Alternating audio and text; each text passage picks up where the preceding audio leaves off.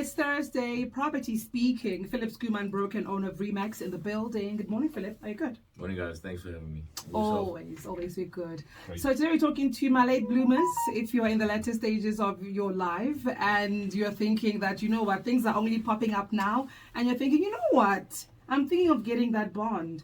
Philip, is there a cut-off age when it comes to getting a home loan? Are you ever too old? Yes, definitely.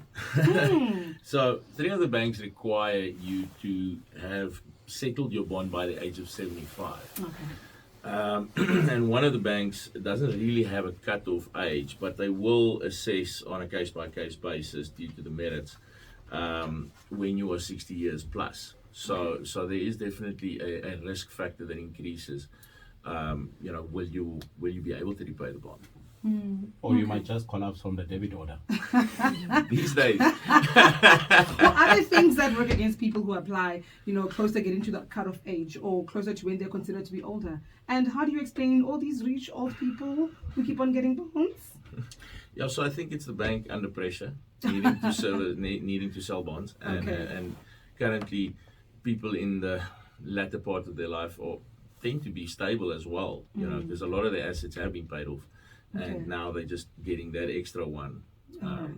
So applying at the age of 60 and beyond, the repayment term proportionately shortens. So where you would usually have a 20 or a 30-year bond, you'll only qualify for 30-year bond if you are 35 and younger, or 40 and younger, because remember your cutoff age needs to be 75. So proportionately the time shortens. So let's say you are 65 and your bond needs to be settled by 75. So and you're applying at 65. You'll, instead of paying over 20 years, you'll pay over 10. So and now obviously your repayment is high. The bond is double the amount. Well, not really double. It's the same proportion. Like if you look at between 20 and 30 years, the shortened time just saves you $1,000. But it adds $1,000 But remember, the risk factor also increases. So there's a couple of things the bank takes into account. Sure. Now, if an applicant is still full-time employed, you'll need salary advices and bank statements as usual.